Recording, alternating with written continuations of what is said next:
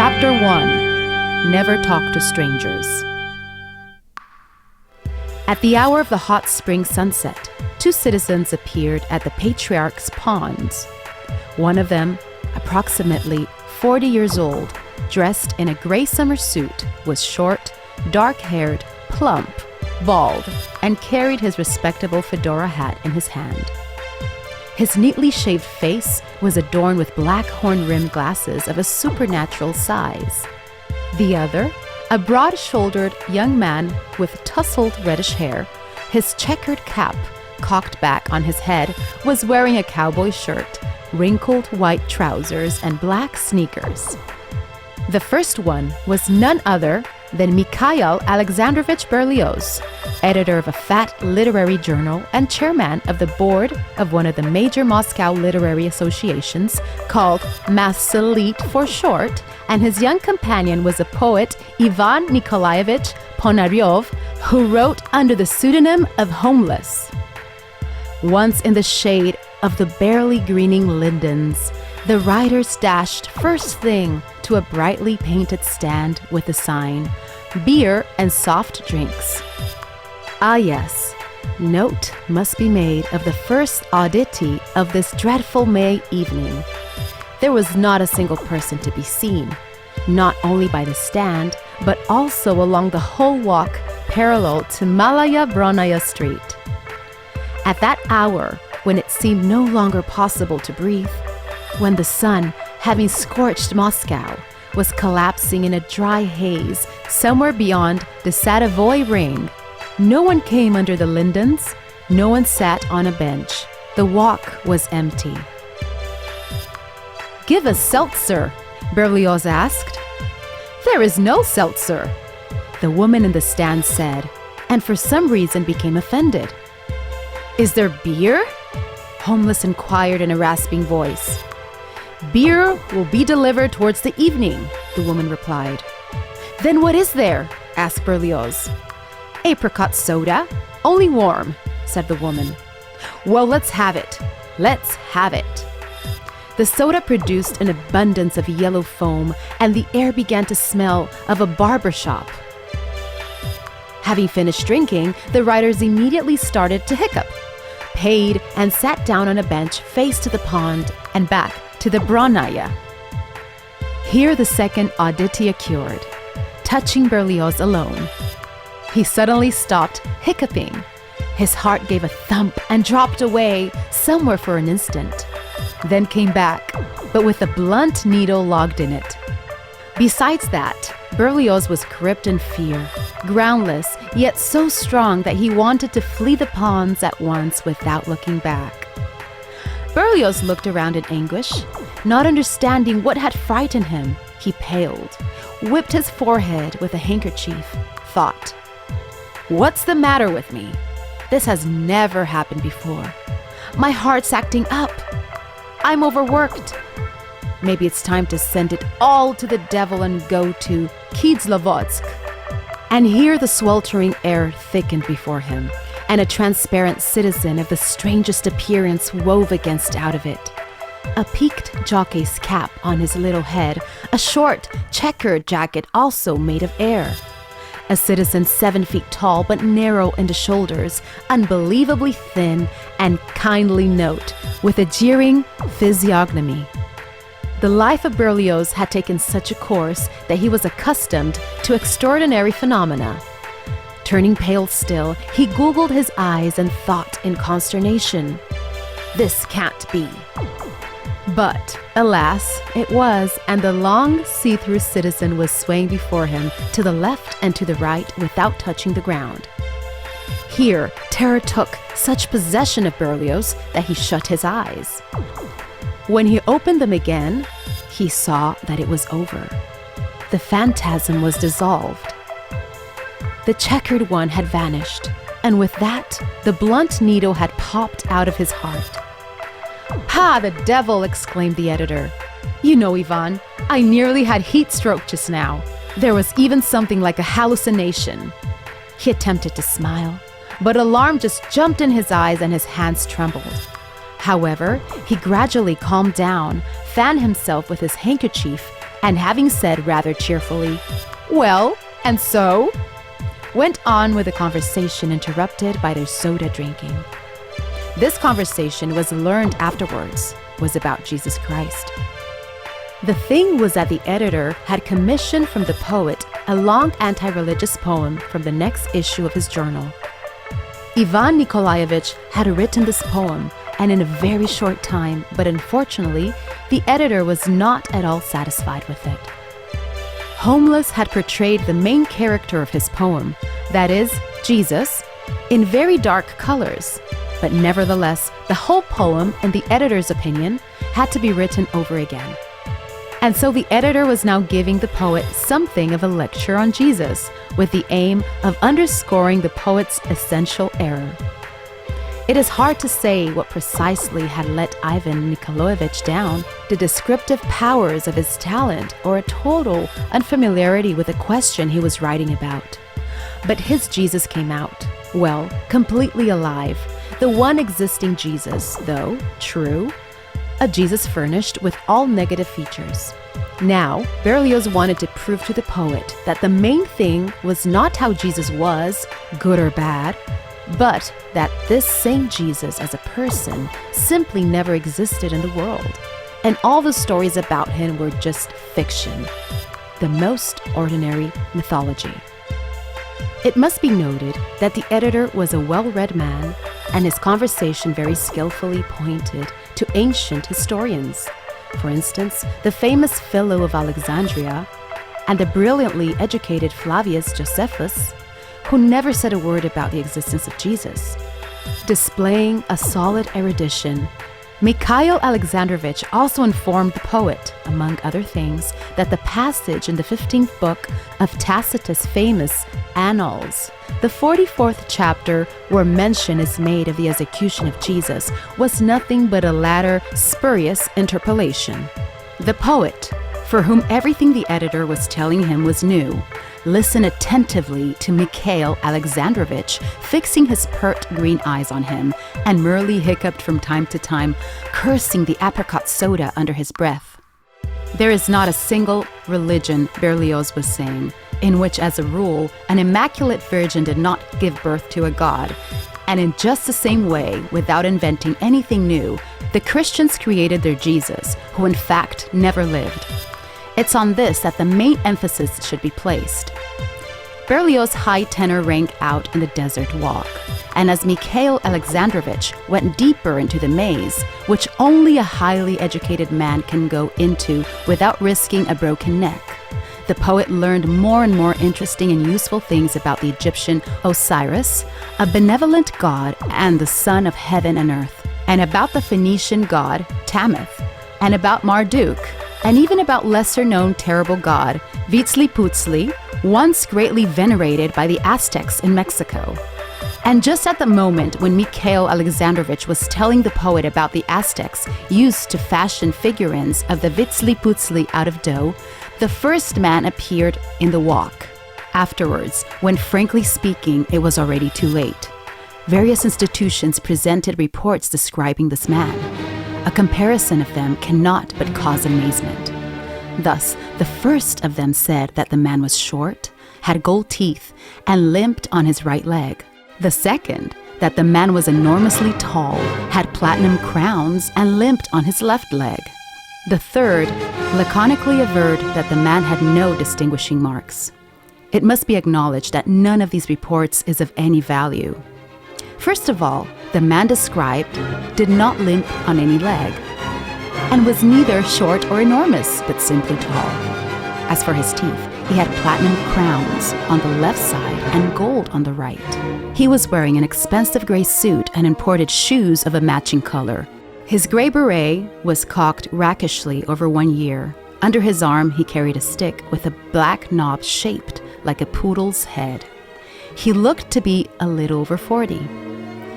Mouth somehow twisted, clean-shaven, dark-haired, right eye black, left for some reason green, dark eyebrows, but one higher than the other.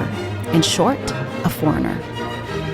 Having passed by the bench on which the editor and the poet were placed, the foreigner gave them a sidelong look, stopped, and suddenly sat down on the next bench, 2 steps away from the friends. A German, thought Berlioz. An Englishman, thought Homeless. My, he must be hot in those gloves. And the foreigner gazed around in the tall buildings that rectangularly framed the pond, making it obvious that he was seeing the place for the first time and that it interested him.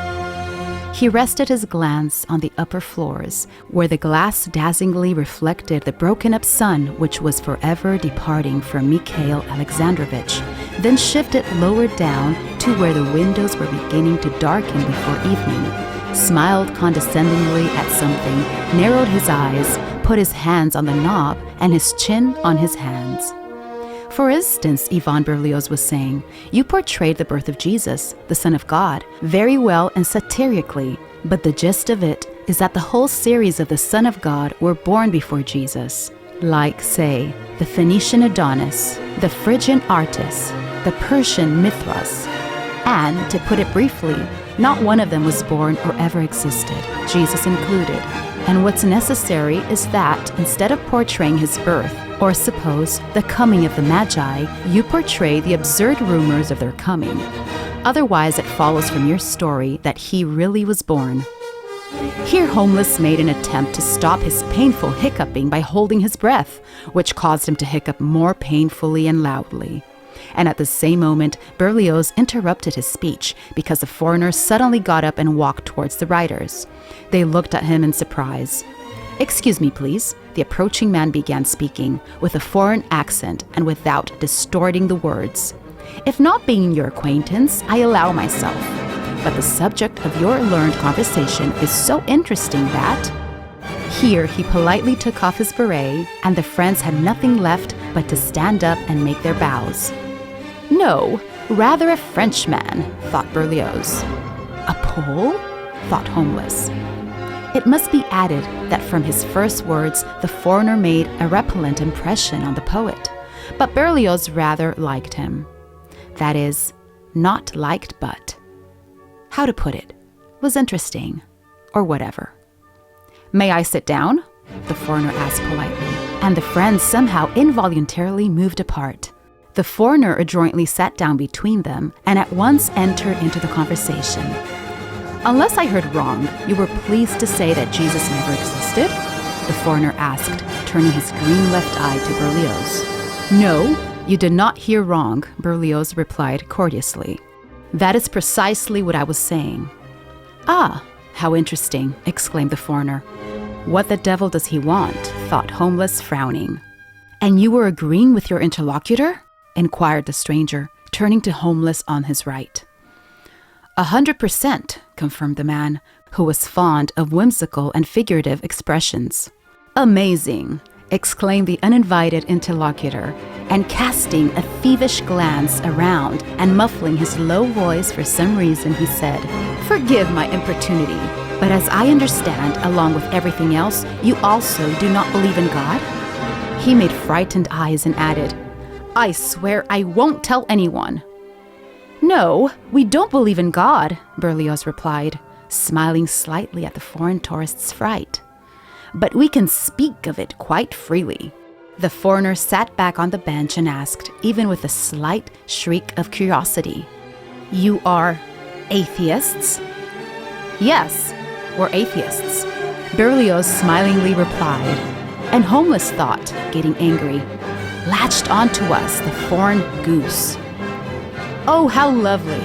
the astonishing foreigner cried out and began swiveling his head, looking from one rider to the other. "In our country, atheism does not surprise anyone," Berlioz said with diplomatic politeness. "The majority of our population consciously and long ago ceased believing in fairy tales about God." Here the foreigner pulled the following stunt. He got up and shook the amazed editor's hand, accompanying it with these words, "Allow me to thank you with all my heart." "What are you thanking him for?" Homeless inquired, blinking. "For some very important information, which is of great interest to me as a traveler," the outlandish fellow explained, raising his finger significantly.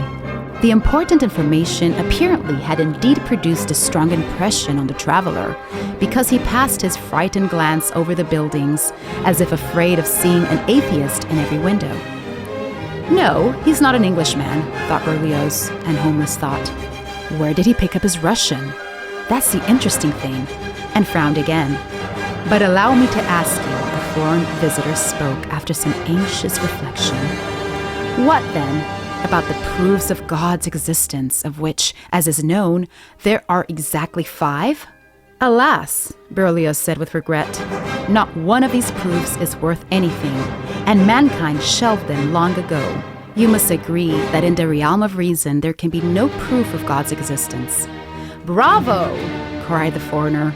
Bravo! You have perfectly repeated restless old Emmanuel's thought in this regard. But here's the hitch. We roundly demolished all 5 proofs, and then, as if mocking himself, constructed a 6th on his own. Kant's proof, the learned editor objected with a subtle smile, is equally unconvincing. Not for nothing did Schiller say that the Kanttian reasoning on this question can satisfy only slaves, and Strauss simply laughed at this proof. Berlioz spoke, thinking all the while, but anyhow, who is he? And why does he speak Russian so well? They ought to take this Kant and give him a 3-year stretch in Solovki for such proofs. Ivan Nikolaevich plumped while unexpectedly. Ivan, Berlioz whispered, embarrassed. But the suggestion of sending Kant to Solovki not only did not shock the foreigner, but even sent him into raptures.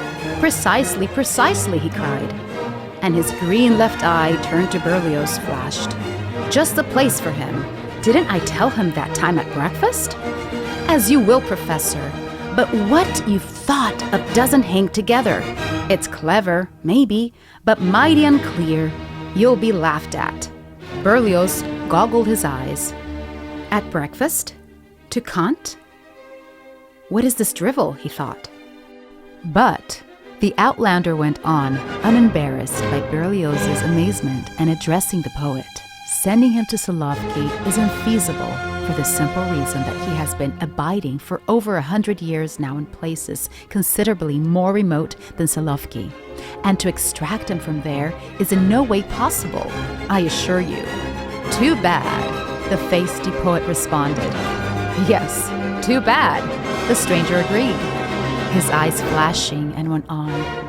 But here's a question that is troubling me.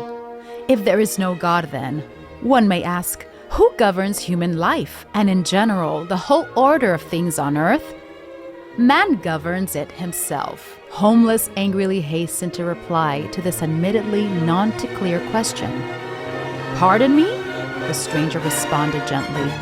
But in order to govern, one needs, after all, to have a precise plan for certain, at least somewhat decent length of time.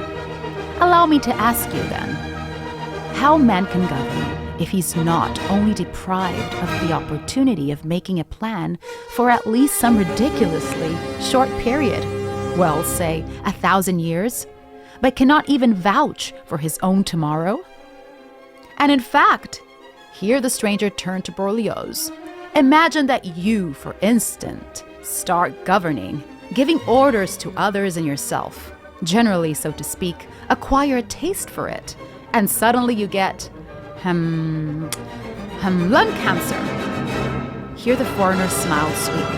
And if the thought of lung cancer gave him pleasure, yes, cancer. Narrowing his eyes like a cat, he repeated the sonorous word. And so your governing is over. You are no longer interested in anyone's fate but your own. Your family starts lying to you, feeling that something is wrong. You rush to learn doctors, then to quacks, and sometimes to fortune tellers as well. Like the first, so the second and third are completely senseless, as you understand. And it all ends tragically. A man who still recently thought he was governing something suddenly winds up lying motionless in a wooden box. And the people around him, seeing that the man lying there is no longer good for anything, burn him in an oven. And sometimes it's worse still. The man has just decided to go to Kislovodsk. Here, the foreigner squinted at Berlioz. A trifling matter, it seems, but even this he cannot accomplish, because suddenly, no one knows why, he slips and falls under the tram car. Are you going to say it was he who governed himself that way? Would it not be more correct to think that he was governed by someone else entirely? And here the unknown man burst into a strange little laugh. Berlioz listened with great attention to the unpleasant story about the cancer and the tram car, and certain alarming thoughts began to torment him. He's not a foreigner. He's not a foreigner, he thought. He's a most peculiar specimen. But excuse me, who is he then? You'd like to smoke, I see. The stranger addressed Homeless unexpectedly. Which kind do you prefer? What? Have you got several? The poet, who had run out of cigarettes, asked glumly. Which do you prefer? The stranger repeated.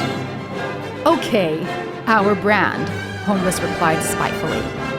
The unknown man immediately took a cigarette case from his pocket and offered it to Homeless. Our brand. Editor and poet were both struck.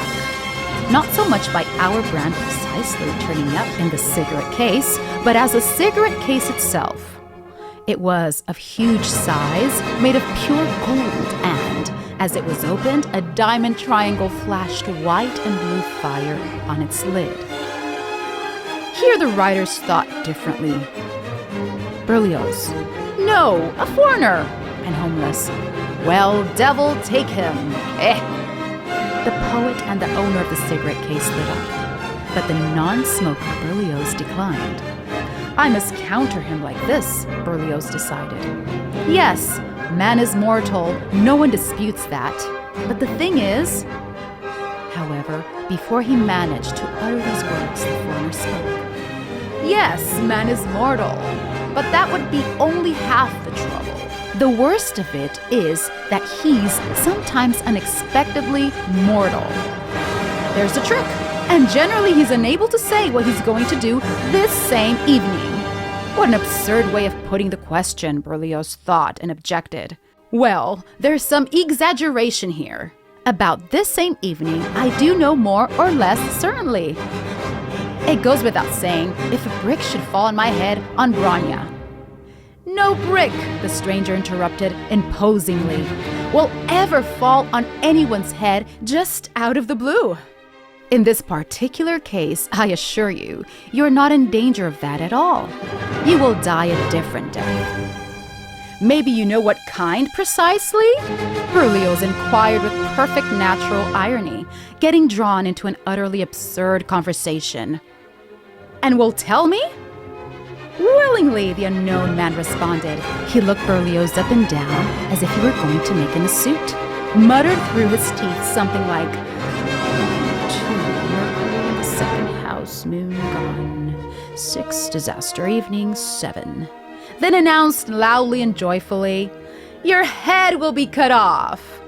Homeless goggled his eyes wildly and spitefully at the insouciant stranger, and Berlioz asked, grinning crookedly, by whom precisely? Enemies? Interventionists? No, replied his interlocutor. By a Russian woman, a Komsomol girl. Berlioz mumbled, vexed at the stranger's little joke. Well, excuse me, but that's not very likely. And I beg you to excuse me, the foreigner replied, but it's so.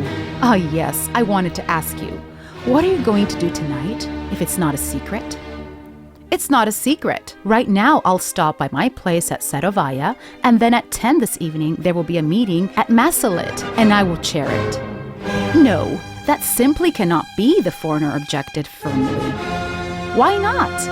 Because, the foreigner replied, and narrowing his eyes, looked into the sky, where, anticipating the cool of the evening, blackbirds were tracing noiselessly. Anushka has already bought the sunflower oil, and has not only bought it, but has already spilled it. So the meeting will not take place. Here, quite understandably, silence fell under the lindens. Forgive me, Berlioz spoke after a pause, glancing at the drivel-spouting foreigner. But what has sunflower oil got to do with it? And which Anushka? Sunflower oil has got this to do with it. Holmes suddenly spoke, obviously deciding to declare war on the uninvited interlocutor. Have you ever happened, citizen, to be in a hospital for the mentally ill? Ivan, Mikhail Alexandrovich exclaimed quietly. But the foreigner was not a bit offended and burst into the merriest laughter. I have, and more than once, he cried out, laughing, but without taking his unlaughing eye off the poet. Where haven't I been? Only it's too bad I didn't get around to asking the professor what schizophrenia is. So you will have to find that out from him yourself, Ivan Nikolaevich. Do you know my name? Gracious, Ivan Nikolaevich, who doesn't know you?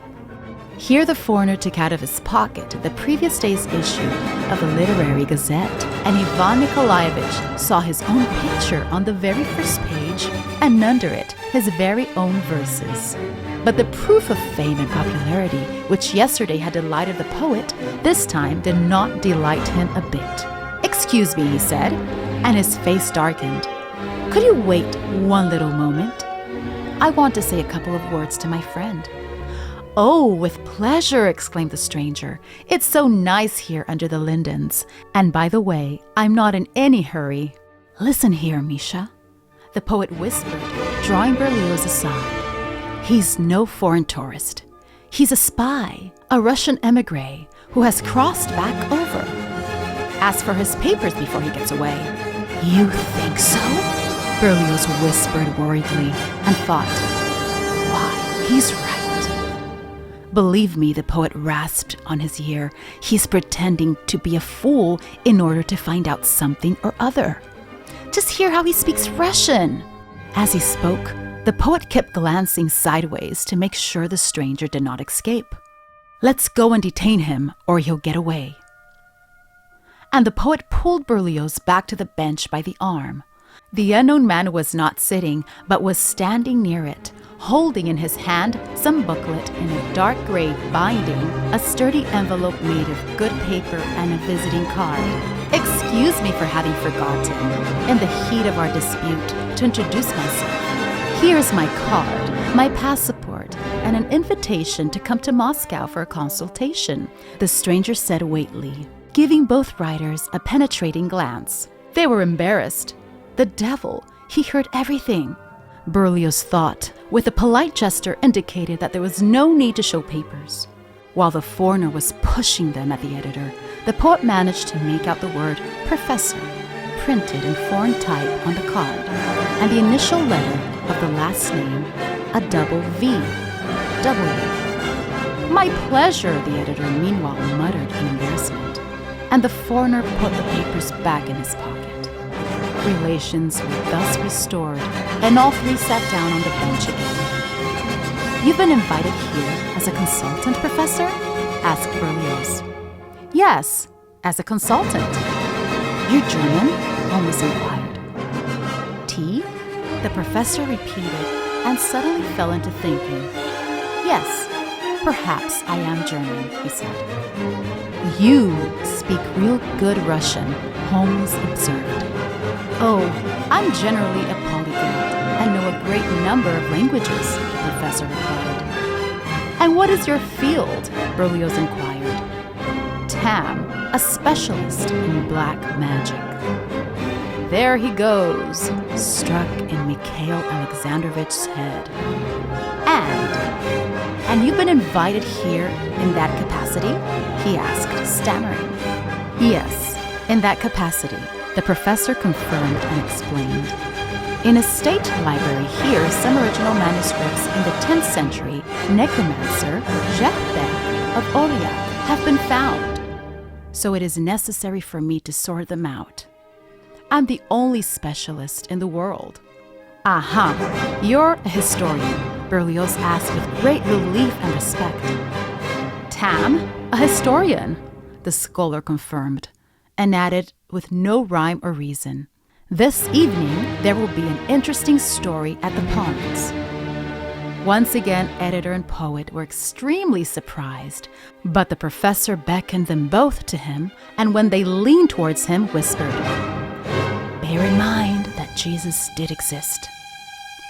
You see, Professor, Berlioz responded with a forced smile, we respect your great learning, but on this question we hold to a different point of view.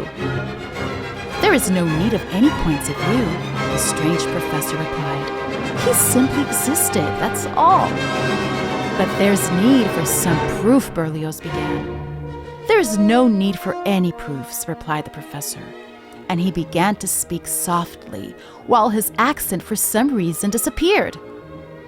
It's all very simple.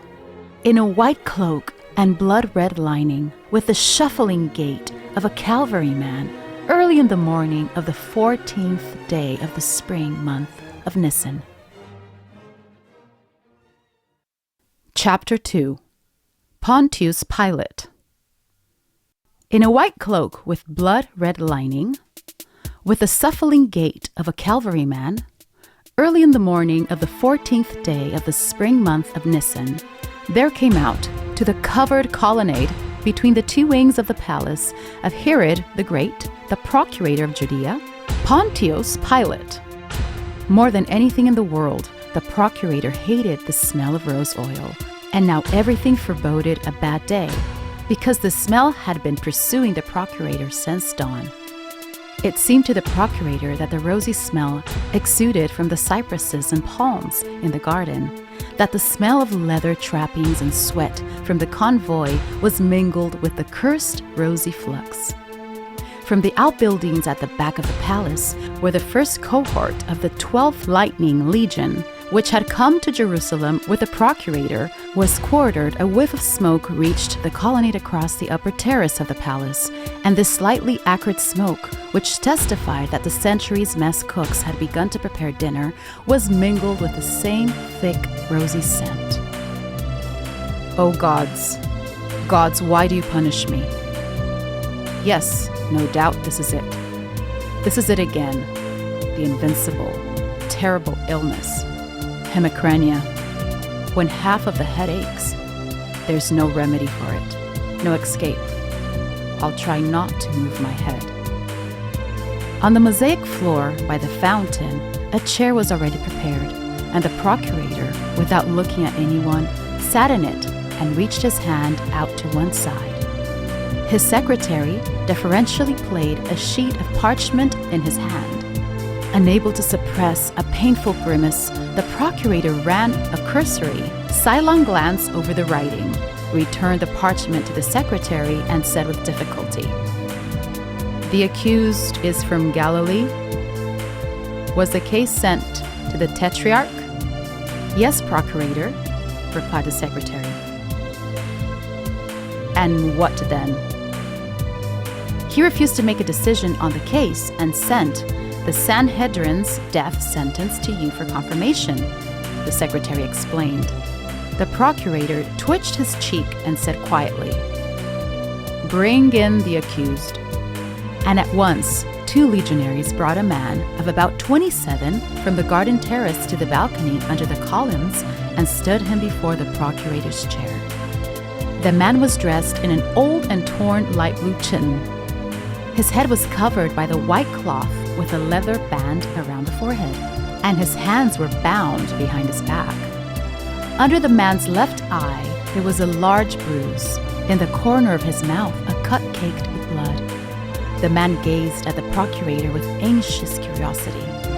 The latter paused, then asked quietly in Aramaic, "So it was you who incited the people to destroy the temple of Jerusalem?"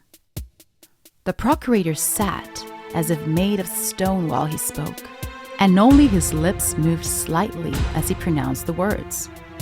The procurator was as if made of stone because he was afraid to move his head, aflame with infernal pain.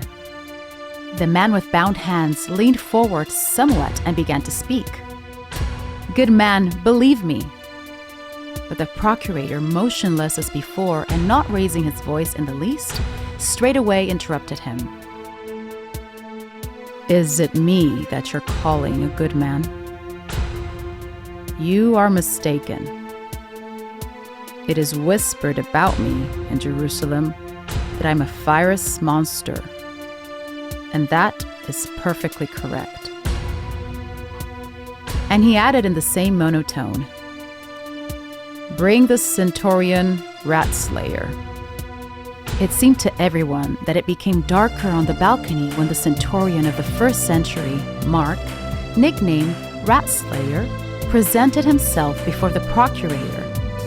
Rat Slayer was a head taller than the tallest soldier of the legion, and so broad in the shoulders that he completely blocked out the still low sun. The procurator addressed the centurion in Latin. "The criminal calls me good man. Take him outside for a moment. Explain to him how I ought to be spoken to. But no maiming." And everyone except the motionless procurator followed Mark Ratslayer with their eyes as he motioned to the arrested man, indicating that he should go with him. Everyone generally followed Ratslayer with their eyes wherever he appeared, because of his height, and those who were seeing him for the first time, also because the centurion's face was disfigured. His nose had once been smashed by a blow from a Germanic club. Mark's heavy boots thudded across the mosaic. The bound man noiselessly went out with him. Complete silence fell in the colonnade, and one could hear pigeons cooing on the garden terrace near the balcony, and water singing an intricate, pleasant song in the fountain. The procurator would have liked to get up, put his temple under the spout, and stay standing that way, but he knew that even that would not help him. Having brought the arrested man from under the columns to the garden, Ratslayer took a whip from the hands of the legionary who was standing at the foot of a bronze statue and, swinging easily, struck the arrested man across the shoulders. The centurion's movement was casual and light, yet the bound man instantly collapsed on the ground as if his legs had been cut off under him. He gasped for air, the color drained from his face, and his eyes went vacant. With his left hand only, Mark heaved the fallen man into the air like an empty sack, set him on his feet, and spoke nasally, in poorly pronounced Aramaic. The Roman procurator is called hegemon. Use no other words. Stand at attention. Do you understand me, or do I hit you? The arrested man swayed, but got hold of himself. His color returned, he got his breath, and answered hoarsely, "I understand. Don't beat me." A moment later, he was again standing before the procurator. A lusterless, sick voice sounded. "Name." "Mine?" the arrested man hazily responded, his whole being expressing a readiness to answer sensibly without provoking further wrath. The procurator said softly, "I know my own. Don't pretend to be stupider than you are. Yours."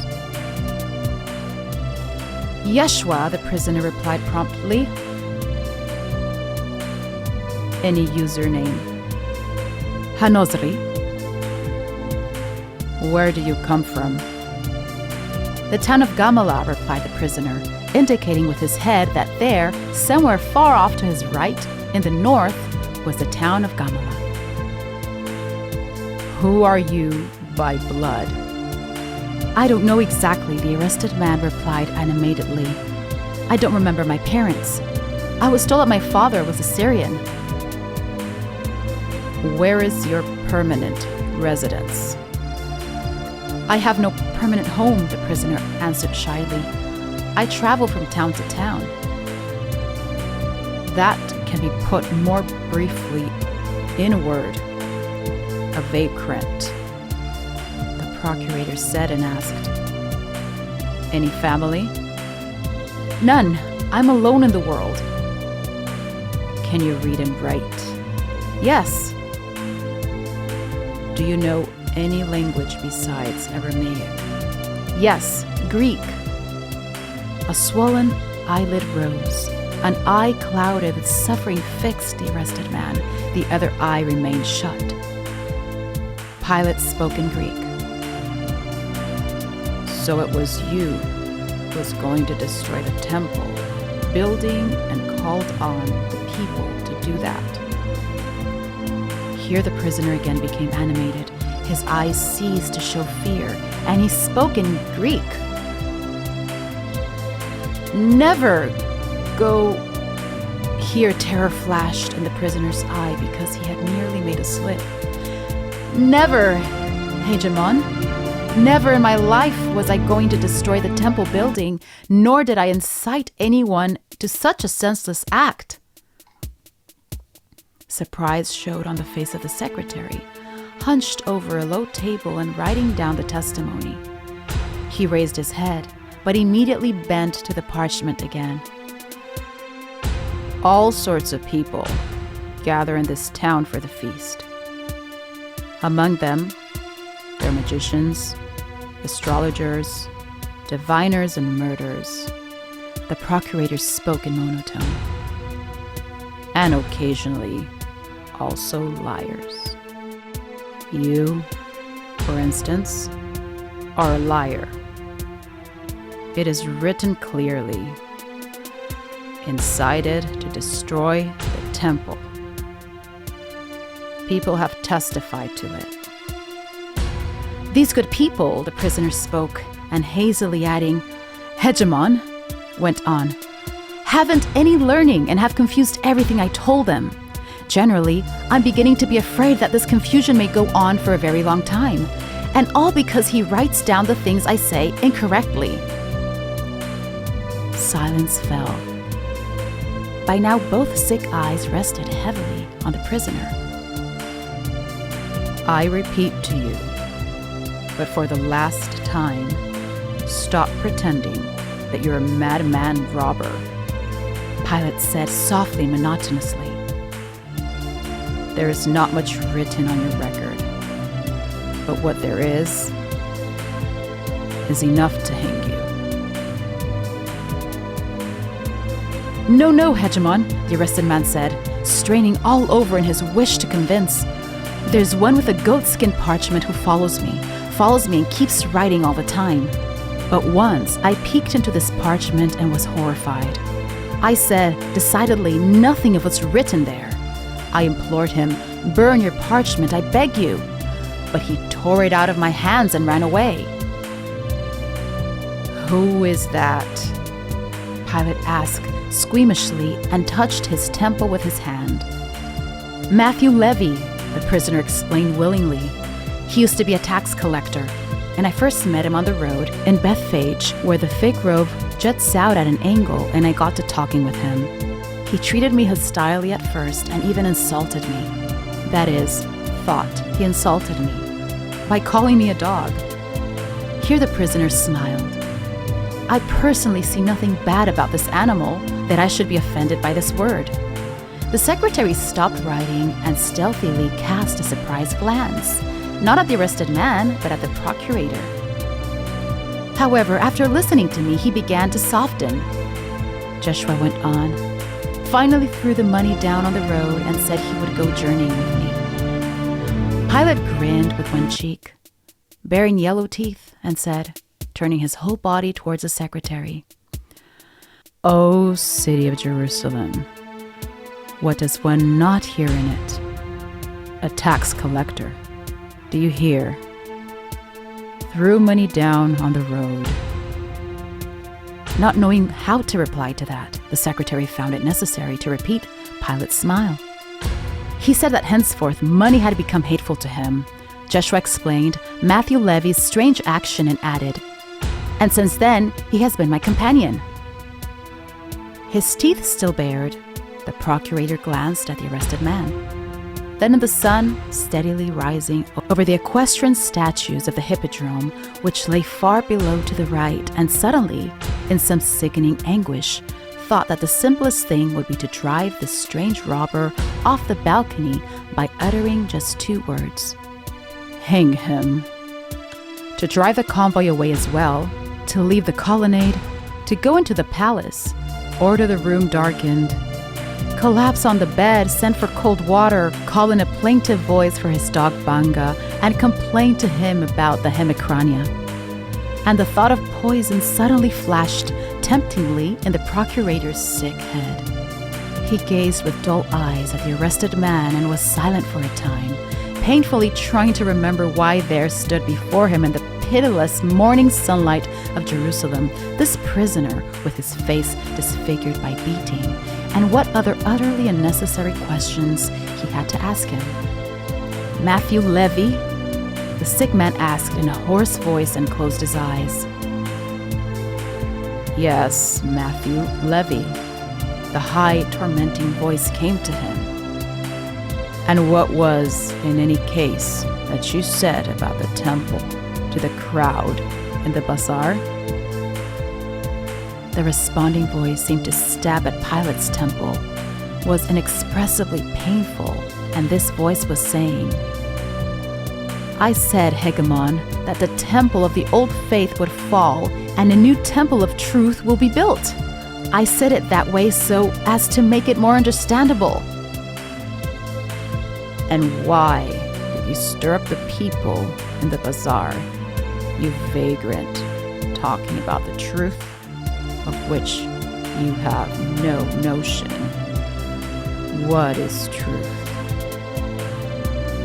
And here the procurator thought, "Oh my gods, I'm asking him about something unnecessary at a trial.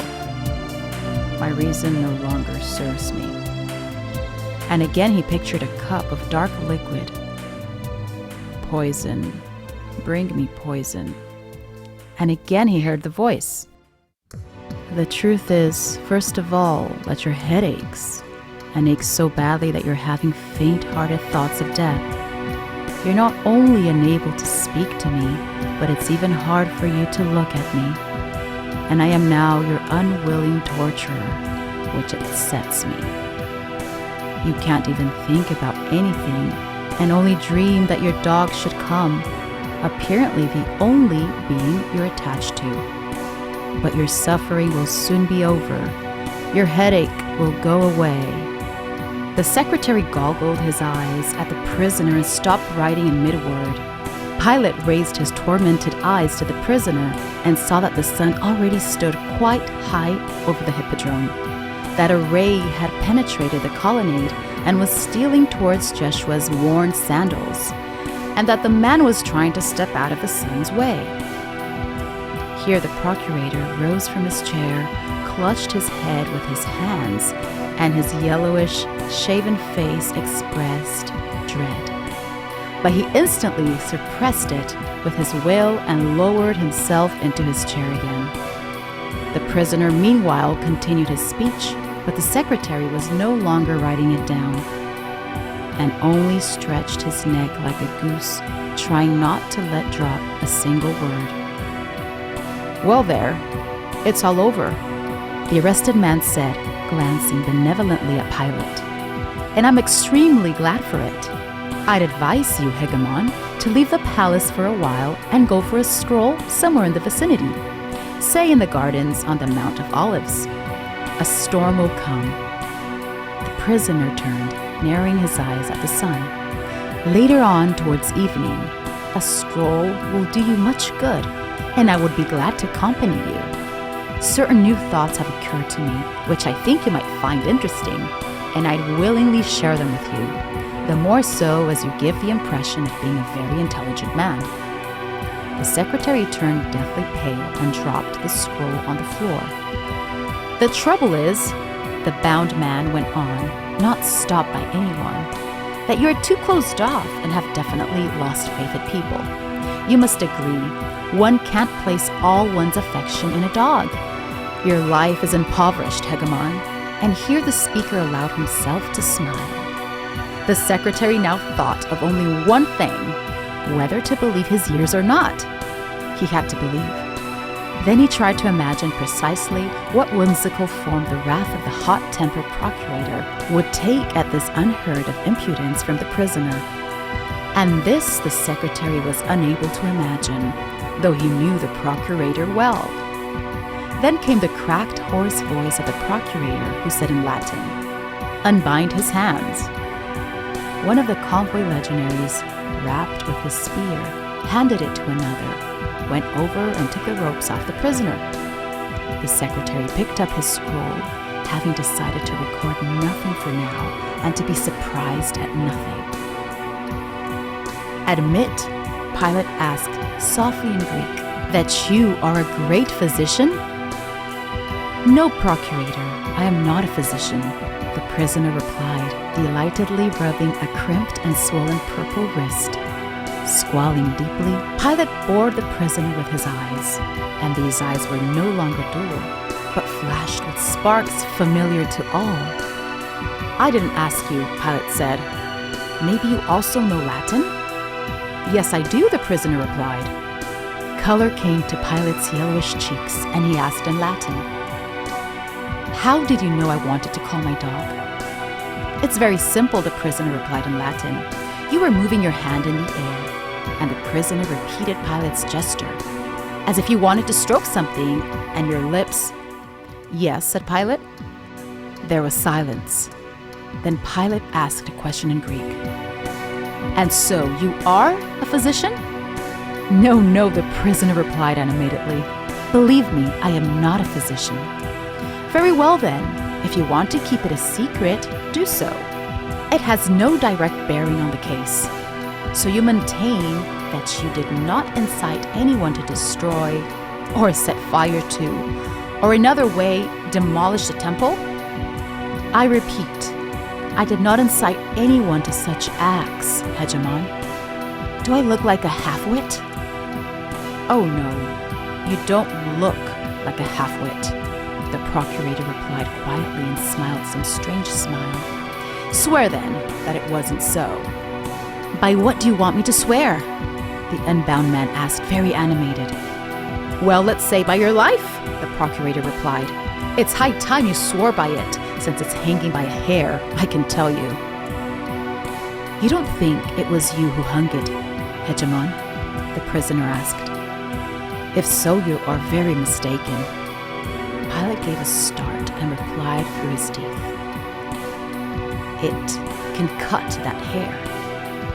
In that too you're mistaken, the prisoner retorted, smiling brightly and shielding himself from the sun with his hand. You must agree that surely only he who hung it can cut the hair. So, Pilate said, smiling.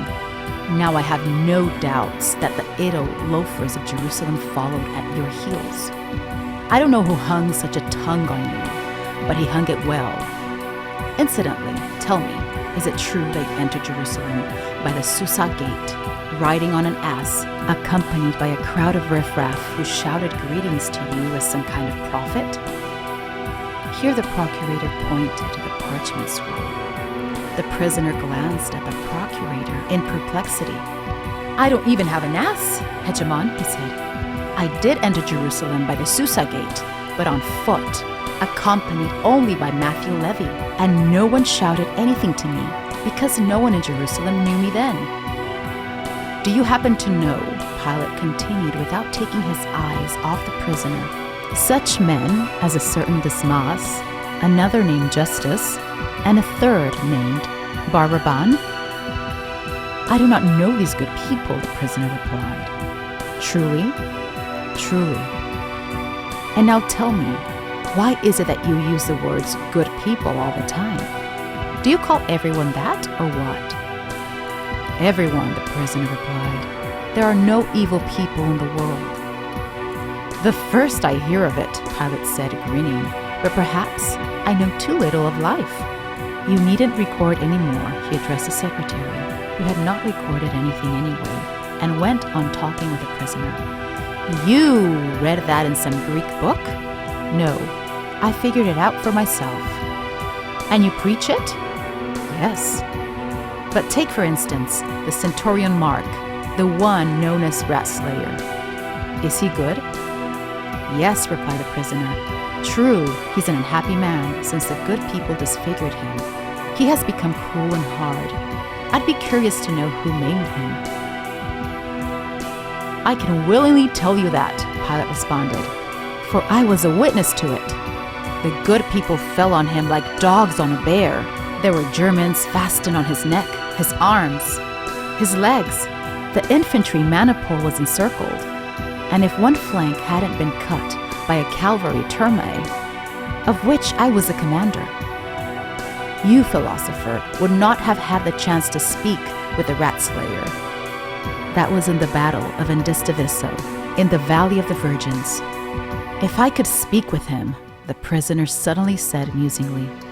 I'm sure he changed sharply. I don't suppose, Pilate responded, that you'd bring much joy to the legate of the legion if you decided to talk with any of his officers or soldiers. Anyhow, it's also not going to happen, fortunately for everyone, and I will be the first to see it. At that moment, a swallow swiftly flitted into the column, described a circle under the golden ceiling, swooped down, almost brushed the face of a bronze statue in a niche with its pointed wing, and disappeared behind the capital of the column. It may be that it thought of nesting there. During its flight, a formula took shape in the now light and lucid head of the procurator. It went like this. The hegemon was looked into the case of the vagrant philosopher Jeshua, alias Hanotsri, and found in it no grounds for indictment. In particular, he has found not the slightest connection between the acts of Jeshua and the disorders that have lately taken place in Jerusalem. The vagrant philosopher has provided to be mentally ill. Consequently, the procurator has not confirmed the death sentence on Hanotsri passed by the lesser Sanhedrin. But seeing that Hanotsri, mad utopian talk, might cause disturbances in Jerusalem, the procurator is removing Jeshua from Jerusalem and putting him under confinement in the Strontian, Caesarea, on the Mediterranean, that is precisely where the procurator's residence was. It remained to dictate it to the secretary. The swallow's wings whiffled right over the hegemon's head. The bird darted to the fountain basin and then flew out into freedom. The procurator raised his eyes to the prisoner and saw the dust blaze up in a pillar around him. Is that all about him? Pilate asked the secretary. Unfortunately not, the secretary replied unexpectedly and handed Pilate another piece of parchment. What's this now? Pilate asked and frowned. Having read what had been handed to him, he changed countenance even more. Either the dark blood rose to his neck and face, or something else happened. Only his skin lost its yellow tinge, turned brown, and his eyes seemed to sink. Again, it was probably owing to the blood rising to his temples and throbbing in them. Only something happened to the procurator's vision. Thus, he imagined that the prisoner's head floated off somewhere, and another appeared on its place. On this bald head sat a scant, pointed golden diadem. On the forehead was a round canker, eating into the skin and smeared with ointment. A sunken, toothless mouth with a pendulous, capricious lower lip. It seemed to Pilate that the pink columns of the balcony and the rooftops of Jerusalem far below, beyond the garden, vanished, and everything was drowned in the thickest green of Caprian gardens. And something strange also happened to his hearing. It was as if trumpets sounded far away, muted and menacing, and a nasal voice was very clearly heard, arrogantly drawling, the law of lèse majesté. Thoughts raced, short, incoherent, and extraordinary. I'm lost, then. We're lost. And among them a totally absurd one, but some immortality, which immortality for some reason provoked unendurable anguish. Pilate strained, drove the apparition away. His gaze returned to the balcony, and again the prisoner's eyes were before him. Listen, Hanotsri, the procurator spoke, looking at Jeshua somehow strangely. The procurator's face was menacing, but his eyes were alarmed. Did you ever say anything about the great Caesar? Answer, did you? Yes or no. Pilate drew the word no out somewhat longer than is done in court, and his glance sent Jeshua some thought that he wished as if to instill in the prisoner. To speak the truth is easy and pleasant, the prisoner observed. I have no need to know, Pilate responded in a stifled, angry voice, whether it is pleasant or unpleasant for you to speak the truth. You will have to speak it anyway. But as you speak, weigh every word, unless you want a not only inevitable, but also painful death. No one knew what had happened with the procurator of Judea, but he allowed himself to raise his hand as if to protect himself from a ray of sunlight, and from behind his hand, as from behind a shield, to send the prisoner some sort of prompting look. Answer then, he went on speaking. Do you know a certain Judas from Kiriat? And what precisely did you say to him about Caesar, if you said anything? It was like this. The prisoner began talking eagerly. The evening before last, near the temple, I made the acquaintance of a young man who called himself Judas, from the town of Kiriat. He invited me to his place in the lower city and treated me to... A good man? Pilate asked, and a devilish fire flashed in his eyes. A very good man, and an inquisitive one, the prisoner confirmed. He showed the greatest interest in my thoughts and received me very cordially. Lit the lamps, Pilate spoke through his teeth, in the same tone as the prisoner, and his eyes glinted. Yes, Yeshua went on, slightly surprised that the procurator was so well informed, and asked me to give my view of state authority.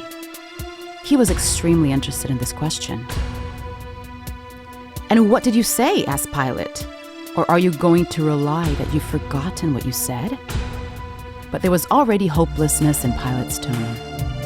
Among other things, the prisoner recounted, I said that all authority is violence over people, and that a time will come when there will be no authority of the Caesars, nor any other authority.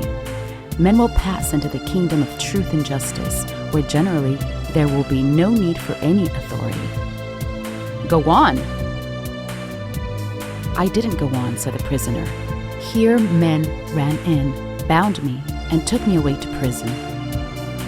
The secretary, trying not to let drop a single word, rapidly traced the words in his parchment. There never has been, is not, and never be any authority in this world greater or better for people than the authority of the emperor Tiberius. Pilate's cracked and sick voice swelled. For some reason, the procurator looked at the secretary and the convoy with hatred. And it is not for you, insane criminal, to reason about it. Here, Pilate shouted, Convoy, off the balcony. And turning to the secretary, he added, Leave me alone with the criminal. This is a state matter. The convoy raised their spears, and with a measured tramp of hobnailed caligae, walked off the balcony into the garden, and the secretary followed the convoy. For some time the silence on the balcony was broken only by the water singing in the fountain. Pilate saw how the watery dish blew up over the spout, how its edges broke off, how it fell down in streams. The prisoner was the first to speak. I see that some misfortune has come about because I talked with that young man from Kiriat. I have a foreboding, Hegemon, that he will come to grief, and I am very sorry for him. I think, the procurator replied, grinning strangely, that there is now someone else in the world for whom you ought to feel sorrier than for Judas of Kiriat, and who is going to have it much worse than Judas. So then, Mark Ratslayer, a cold and convinced torturer, the people who, as I see, the procurator pointed to Jeshua's disfigured face, beat you for your preaching, the robbers Dismas and Justus, who with their comforts killed 4 soldiers, and finally, the dirty traitor Judas, are all good people? Yes, said the prisoner. And the kingdom of truth will come? It will, Hegemon, Jeshua answered with conviction. It will never come, Pilate suddenly cried out in such a terrible voice that Jeshua drew back. Thus, many years before, in the Valley of the Virgins, Pilate had cried to his horsemen the words, Cut them down! Cut them down! The giant rat slayer is trapped. He raised his voice, cracked with commanding still more, and called out so that his words could be heard in the garden. Criminal! Criminal! Criminal! And then, lowering his voice, he asked, Jeshua Hanotri, Do you believe in any gods?" "God is one," replied Joshua. "I believe in him." "Then pray to him. Pray hard. However," here Pilate's voice gave out, "that won't help." "No wife?" Pilate asked with anguish for some reason, not understanding what was happening to him. "No, I'm alone." "Hateful city," the procurator suddenly muttered for some reason, shaking his shoulders as if he were cold and rubbing his hand as though washing them. "If they put a knife in you before your meeting with Judas of Kiriat, it really would have been better." "Why don't you let me go, Hegemon?" the prisoner asked unexpectedly, and his voice became anxious. "I see they want to kill me." A spasm contorted Pilate's face. He turned to Joshua, the inflamed, red-veined whites of his eyes, and said, "Do you suppose, wretch, that the Roman procurator will let a man go who has said what you have said? Oh, gods, or do you think I'm ready to take your place? I don't share your thoughts. And listen to me. If from this moment on you say even one word, if you speak to anyone at all, beware of me. I repeat to you, beware." "Hegemon, silence!" cried Pilate, and his furious gaze followed the swallow that had again fluttered onto the balcony. "To me," Pilate shouted. And when the secretary and the convoy returned to their places, Pilate announced that he confirmed the death sentence passed at the meeting of the Lesser Sanhedrin on the criminal Joshua Hanodzri, and the secretary wrote down what Pilate said. A moment later, Mark Ratslayer stood before the procurator. The procurator ordered him to hand the criminal over to the head of the Secret Service, along with the procurator's directive that Joshua Hanodzri was to be separated from the other condemned men, and also that the soldiers of the Secret Service were to be forbidden, on pain of severe punishment, to talk to Joshua about anything at all or to answer any of his questions. At a sign from Mark, the convoy closed around Joshua and led him from the balcony. Next there stood before the procurator a handsome, light-bearded man with eagle feathers on the crest of his helmet, golden lion heads shining on his chest, and golden plaques on his sword belt, wearing triple-soled boots laced to the knees and with a purple cloak thrown over his left shoulder. This was a legate in command of the legion. The procurator asked him where Sebastian cohort was stationed at the moment. The legate told him that the Sebastians had cordoned off the square in front of the hippodrome where the sentencing of the criminals was to be announced to the people. Then the procurator ordered the legate to detach 2 sentries from the Roman cohort. One of them, under the command of Ratslayer, was to convoy the criminals, the carts with the implements for the execution and the executioners as they were transported to Bald Mountain, and on arrival was to join the upper cordon. The other was to be sent at once to Bald Mountain and immediately started forming the cordon, for the same purpose, that is, to guard the mountain. The procurator asked the legate to send an auxiliary cavalry regiment, the Syrian Ala. After the legate left the balcony, the procurator ordered the secretary to summon to the place the president of the Sanhedrin, 2 of its members, and the head of the temple guard in Jerusalem, adding that he asked things to be so arranged that before conferring with all these people, he could speak with the president, previously and alone. The procurator's order was executed quickly and precisely, and the sun, which in those days was scorching Jerusalem with an extraordinary fierceness, had not yet time to approach its highest point when, on the upper terrace of the garden, by the 2 white male lions that guarded the stairs, a meeting took place between the procurator and the man fulfilling the duties of president of the Sanhedrin, the highest priest of the Jews, Joseph Caiaphas.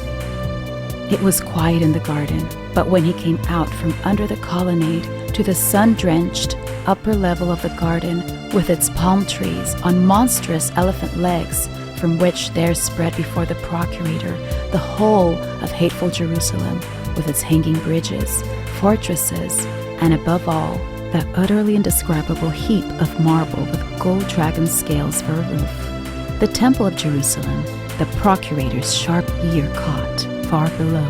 where the stone wall separated the lower terraces of the palace garden from the city square, a low rumble over which from time to time there soared feeble, thin moans or cries. The procurator understood that there, on the square, a numberless crowd of Jerusalem's citizens, agitated by the recent disorders, had already gathered, that this crowd was waiting impatiently for the announcement of the sentences, and that restless water sellers were crying in its midst. The procurator began by inviting the high priest on to the balcony to take shelter from the merciless heat, but Caiaphas politely apologized and explained that he could not do that on the eve of the feast. Pilate covered his slightly balding head with a hood and began the conversation. This conversation took place in Greek. Pilate said that he had looked into the case of Jeshua Hanotzri and confirmed the death sentence. Thus, 3 robbers, Dismas, Justus, and Baraban, and this Jeshua Hanotzri besides, were condemned to be executed, and it was to be done that day. The first 2, who had ventured to incite the people to rebel against Caesar, had been taken in armed struggle by the Roman authorities, were accounted to the procurator, and consequently would not be talked about here. But the second 2, Baraban and Hanotzri, had been seized by the local authorities and condemned by the Sanhedrin. According to the law, according to custom, one of these 2 criminals had to be released in honor of the greatest feast of Passover, which would begin that day. And so the procurator wished to know which of the 2 criminals the Sanhedrin intended to set free, Baraban or Hanotzri. Caiaphas inclined his head to signify that the question was clear to him and replied, "The Sanhedrin asks that Baraban be released." The procurator knew very well that the high priest would give precisely that answer, but his task consisted in showing that his answer provoked his astonishment. This Pilate did with great artfulness. The eyebrows on the arrogant face rose. The procurator looked with amazement straight into the high priest's eyes. "I confess this answer stuns me," the procurator began softly. "I'm afraid there may be some misunderstanding here." Pilate explained himself. Roman authority does not encroach in the least upon the rights of the local spiritual authorities. The high priest knows that very well, but in the present case, we are faced with an obvious error. And this error, Roman authority is, of course, interested in correcting. In fact, the crimes of Baraban and Hanotzri are quite incomparable in their gravity. If the latter, obviously an insane person, is guilty of uttering preposterous things in Jerusalem and some other places, the former's burden of guilt is more considerable. Not only did he allow himself to call directly for rebellion, but he also killed a guard during the attempt to arrest him. Baraban is incomparably more dangerous than Hanotzri. On the strength of all the foregoing, the procurator asks the high priest to reconsider the decision and release the less harmful of the 2 condemned men. And that is without a doubt Hanotzri. And so, Caiaphas said in a quiet but firm voice that the Sanhedrin had thoroughly familiarized itself with the case and informed him the second time that it intended to free Baraban. "What? Even after my intercession? The intercession of him through whose person Roman authority speaks? Repeat it a 3rd time, high priest. And a 3rd time I repeat that we are setting Baraban free," Caiaphas said softly. It was all over, and there was nothing more to talk about. Hanotzri was departing forever, and there was no one to cure the dreadful, wicked pains of the procurator. There was no remedy for them except death. But it was not this thought which now struck Pilate. The same incomprehensible anguish that had already visited him on the balcony pierced his whole being. He tried at once to explain it, and the explanation was a strange one.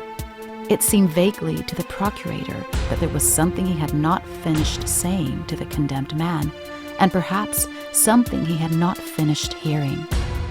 Pilate drove his thought away, and it flew off as instantly as it had come flying.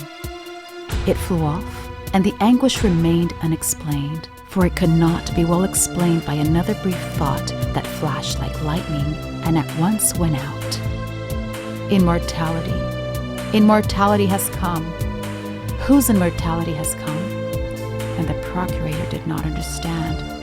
but the thought of this enigmatic immortality made him grow cold in the scorching sun. "Very well," said Pilate, "let it be so."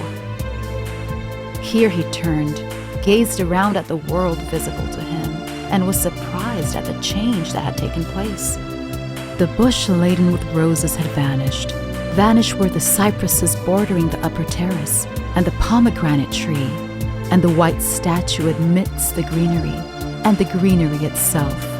In place of it all there floated some purple mass. Water weeds swayed in it and began moving off somewhere, and Pilate himself began moving with them.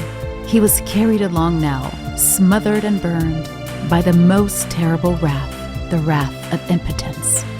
"Cramped," said Pilate. "I feel cramped." With a cold, moist hand, he tore at the clasps on the collar of his cloak and fell to the sand. "It's sultry today. There's storm somewhere," Caiaphas responded, not taking his eyes off the procurator's reddened face, and foreseeing all the torments that still lay ahead, he thought, "Oh, what a terrible month of Nisan we're having this year." "No," said Pilate, "it's not because of the sultriness. I feel cramped with you here, Caiaphas." And narrowing his eyes, Pilate smiled and added, "Watch out for yourself, high priest." The high priest's dark eyes glinted, and with his face, no less artfully than the procurator had done earlier, he expressed amazement. "What do I hear, procurator?" Caiaphas replied proudly and calmly. "You threaten me after you yourself have confirmed the sentence passed. Can that be? We are accustomed to the Roman procurator choosing his words before he says something. What if we should be overheard, Hegemon?" Pilate looked at the high priest with dead eyes, and baring his teeth, produced a smile. "What's your trouble, high priest? Who can hear us where we are now? Do you think I'm like that young, vagrant, holly fool who is to be executed today?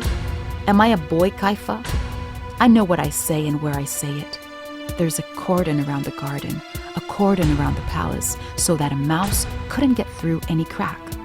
Not only a mouse, but even that one, what's his name? From the town of Kiriath, couldn't get through. Incidentally, high priest, do you know him? Yes. If that one got in here, he'd feel bitterly sorry for himself. In this you will, of course, believe me. Know then, that from now on, high priest, you will have no peace, neither you or your people." And Pilate pointed far off to the right, where the temple blazed on high. "It is I who tell you so, Pontius Pilate, equestrian of the golden spear." I know, the black-bearded Caiaphas fearlessly replied, and his eyes flashed. He raised his arm to heaven and went on. "The Jewish people know that you hate them with a cruel hatred and will cause them much suffering, but you will not destroy them utterly. God will protect them. He will hear us. The Almighty Caesar will hear. He will protect us from Pilate the destroyer." "Oh no," Pilate exclaimed, and he felt lighter and lighter with every word. There was no more need to pretend, no more need to choose his words. "You have complained about me too much to Caesar, and now my hour has come, Caiaphas. Now the message will fly from me, and not to the governor in Antioch, and not to Rome, but directly to Capri, to the emperor himself. The message of how you in Jerusalem are sheltering known criminals from death. And then it will not be water from Solomon's pool that I give Jerusalem to drink, as I wanted to do for your own good. No, not water. Remember how, on account of you, I had to remove the shields with the emperor's insignia from the walls, had to transfer troops, had, as you see, to come in person to look into what goes on with you here. Remember my words. It is not just one cohort that you will see here in Jerusalem, high priest. No. The whole Fulminata legion will come under the city walls. The Arabian cavalry will arrive, and then you will hear bitter weeping and wailing. You will remember Baraban then, whom you saved, and you will regret having sent to his death a philosopher with his peaceful preaching." The high priest's face began covered with blotches, his eyes burned. Like the procurator, he smiled, baring his teeth, and replied, Do you yourself believe what you're saying now, Procurator? No, you do not. It is not peace, that the seducer of the people of Jerusalem brought us. And you, equestrian, understand that perfectly well. You wanted to release him so that he could disturb the people, outrage the faith, and bring the people under Roman swords. But I, the high priest of the Jews, as long as I live, will not allow the faith to be outraged and will protect the people. Do you hear, Pilate? And Caiaphas raised his arm menacingly. Listen, Procurator. Caiaphas fell silent, and the Procurator again heard a noise as if of the sea, rolling up to the very walls of the garden of Herod the Great. The noise rose from below to the feet and into the face of the Procurator. And behind his back, there, beyond the wings of the palace, came alarming trumpet calls, the heavy crunch of hundreds of feet, the clanking of iron. The Procurator understood that the Roman infantry was already setting out on his orders, speeding to the parade of death, so terrible for rebels and robbers. Do you hear, Procurator? The high priest repeated quietly. Are you going to tell me that all this... Here the high priest raised both arms, and the dark hood fell from his head. Has been caused by the wretched robber Baraban? The Procurator wiped his wet, cold forehead with the back of his hand, looked at the ground, then squinting at the sky, saw that the red-hot ball was almost over his head, and that Caiaphas' shadow had shrunk to nothing by the lion's tail, and said quietly and indifferently, "It's nearly noon. We got carried away by our conversation, and yet we must proceed."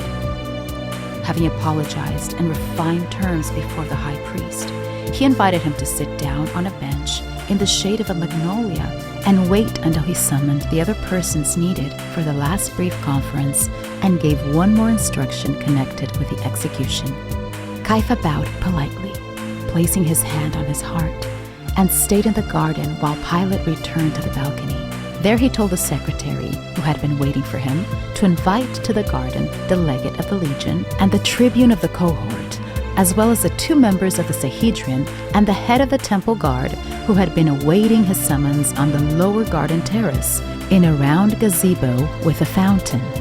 To this Pilate added that he himself would come out to the garden at once, and withdrew into the palace.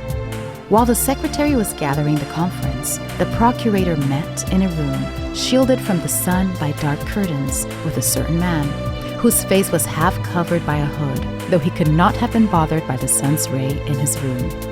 The meeting was a very short one. The Procurator quietly spoke a few words to the man, after which he withdrew, and Pilate walked out through the colonnade to the garden. There, in the presence of all those he had desired to see, the Procurator solemnly and dryly stated that he confirmed the death sentence on Jeshua Hanotzri, and officially inquired of the members of the Sanhedrin as to whom among the criminals they would like to grant life. Having received the reply that it was Baraban, the Procurator said, "Very well," and told the secretary to put into the record at once, clutched in his hands the clasp that the secretary had picked up from the sand, and said solemnly, "It is time."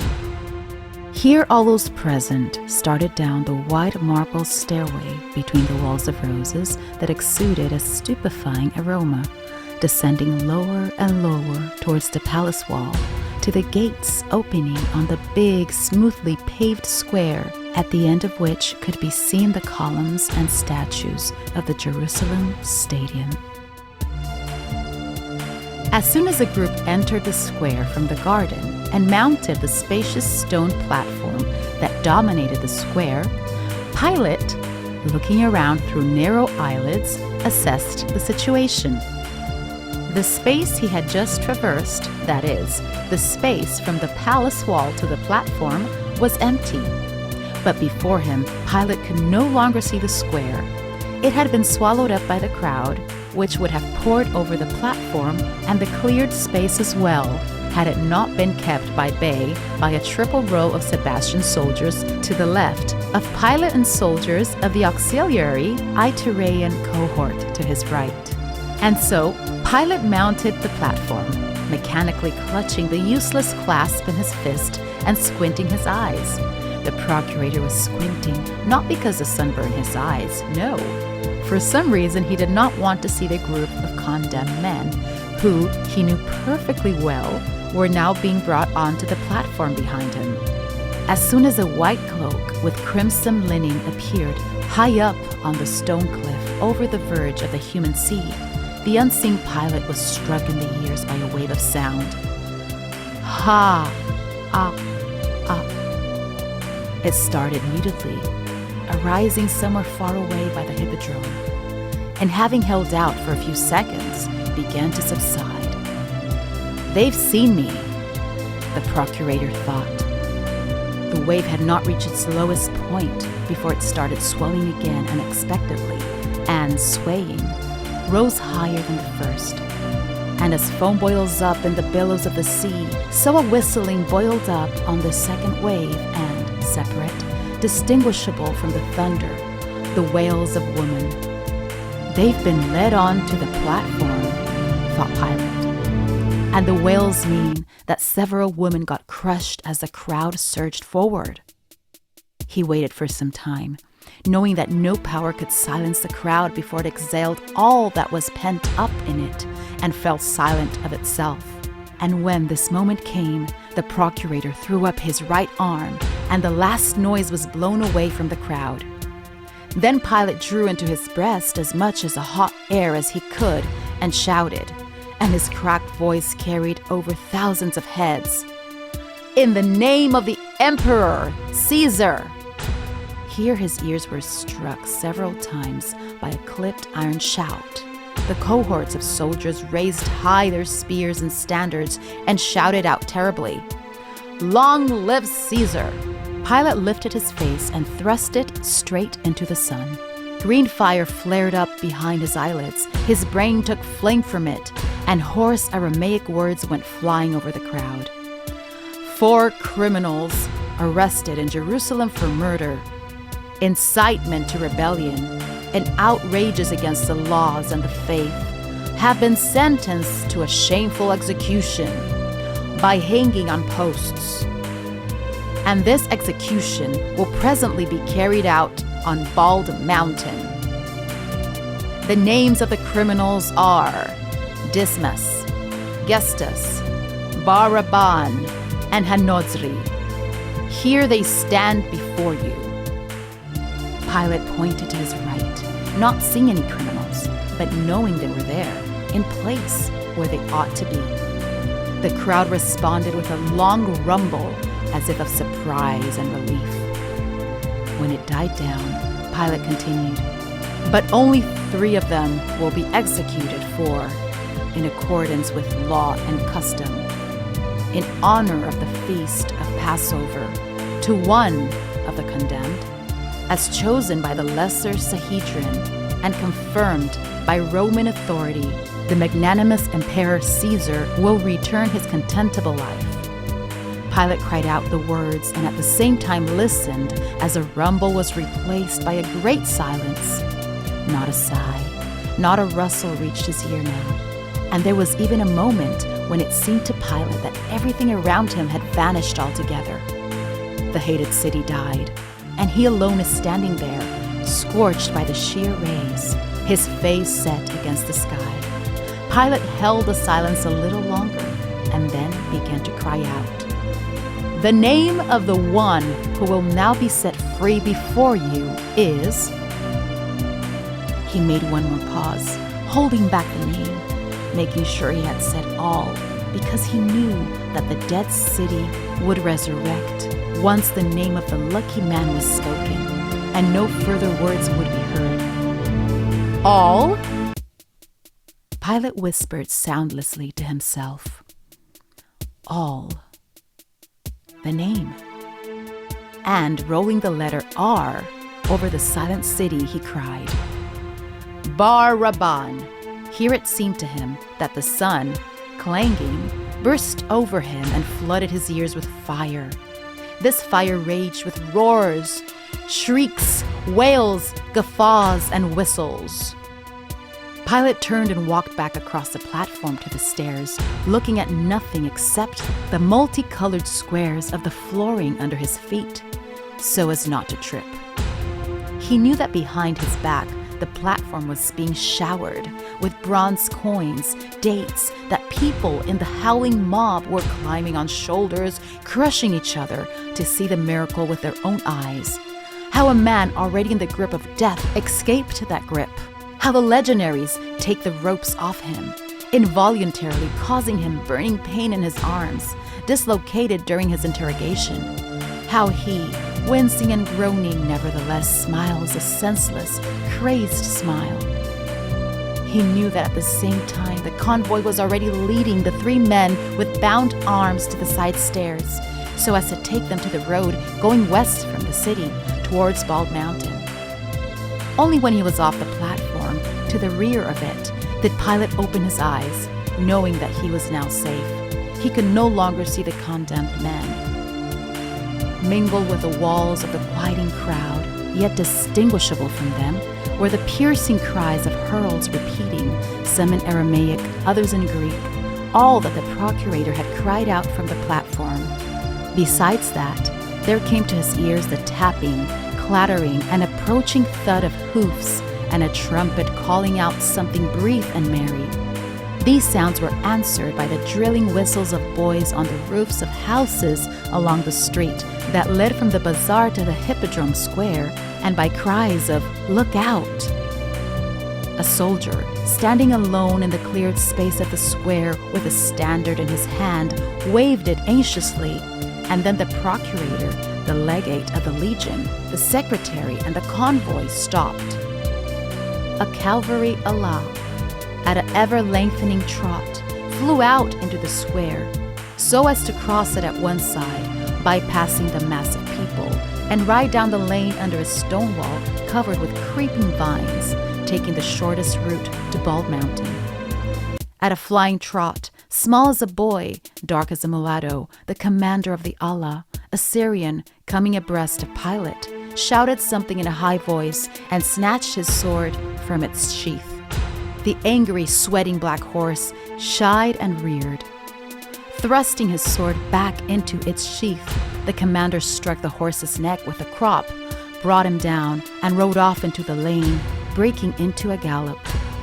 After him, 3 by 3, horsemen flew in a cloud of dust, the tips of their light bamboo lances bobbing, and faces dashed past the procurator, looking especially swarthy under their white turbans with merrily bared, gleaming teeth. Raising dust to the sky, the ala burst into the lane, and the last to ride past Pilate was a soldier with a trumpet slung on his back, blazing in the sun. Shielding himself from the dust with his hand and wrinkling his face discontentedly, Pilate started on in the direction of the gates to the palace garden, and after him came the legate, the secretary, and the convoy. It was around 10 o'clock in the morning.